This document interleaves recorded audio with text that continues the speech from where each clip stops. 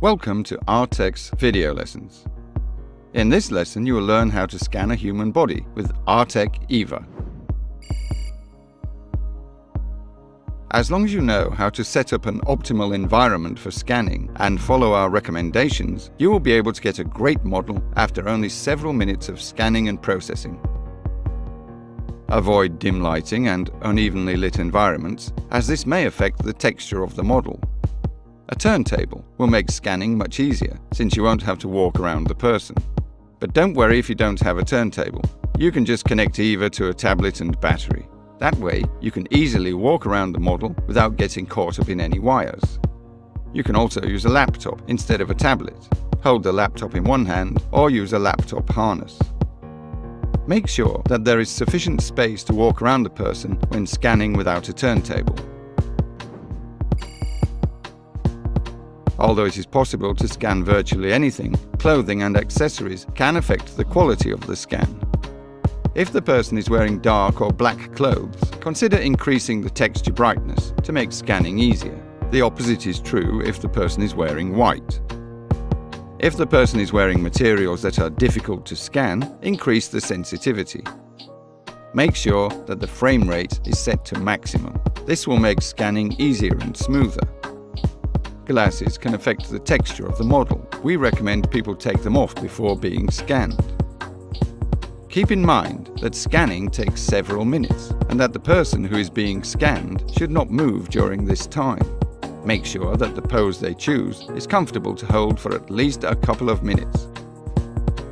Deep breathing changes the geometry of the chest and can cause difficulties for processing. We recommend not to breathe deeply during scanning. Make sure the pose does not contain areas that are impossible for the scanner to see. Either have the arms held tight to the torso or have them far enough apart from the body that the scanner sees the area clearly. It is better to keep fingers together because keeping them motionless while spread apart is very hard, and movement may affect the results.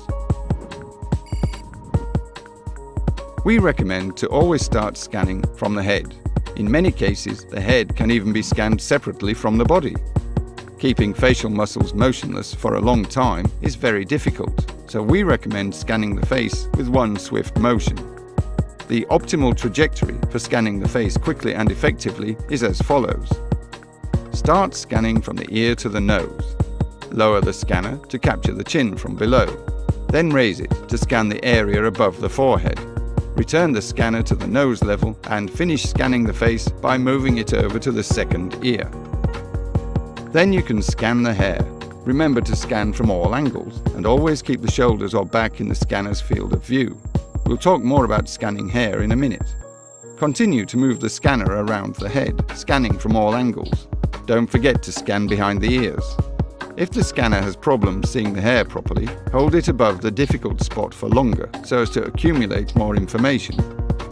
Finish scanning the hair at the same angle at which you started scanning the face. Try not to get the face in the scanner's field of view during this last section, since the facial geometry will probably have changed. Let's talk more about scanning hair, since sometimes you might need to take special action here. Artec is proud that its scanners are able to recreate most hairstyles, while most scanners can't. Nevertheless, some hair types are more difficult to scan, such as curly or fluffy hair. To make it easier to scan this kind of hair, try smoothing it down a little or dampening it. Since individual hairs are so fine, the scanner does not see them when set on normal mode. Increasing the sensitivity in the scanning settings will help scanner to see the shape of the hair and recreate the missing bits. It's essential to remember that to avoid losing registration during hair scanning, you should always keep an object that is easy for the scanner to see in its field of view, such as a shoulder or the person's back. Initially, your scan might look like it contains holes and that there's not enough data to recreate the surface of the hair, even though your scanning was thorough and your trajectory good. In most cases, everything is fine and you will have collected enough data. The final scan will always look much better than the raw data. Scanning the body is easy, as long as you meet a few simple conditions. Scanning the body is much like scanning the head. First you scan the front of the torso front, then the side, then the back, and then the other side. After this, you can go on to scanning the legs. Always remember, to get a good scan, you must change the angles of the scanner so it sees the person from every perspective. Legs are generally the most still part of the body, so you can scan them separately. However, scanning the whole body in one scan is also an option. Don't forget to scan the inner side of each leg. When scanning the feet, remember that if the floor contains rich texture, you can use it to restore registration should you lose it. So be sure to scan the floor around the feet. Remember that the feet should also be scanned from all angles. After you finish scanning, ask the person you scanned to hold his or her pose for a minute more in case you missed an area during scanning. Open the scan you made and ensure that it does not have any holes. If there are any holes, rescan the area in question. If you'll follow these advices, after a bit of practice, scanning people will become a piece of cake.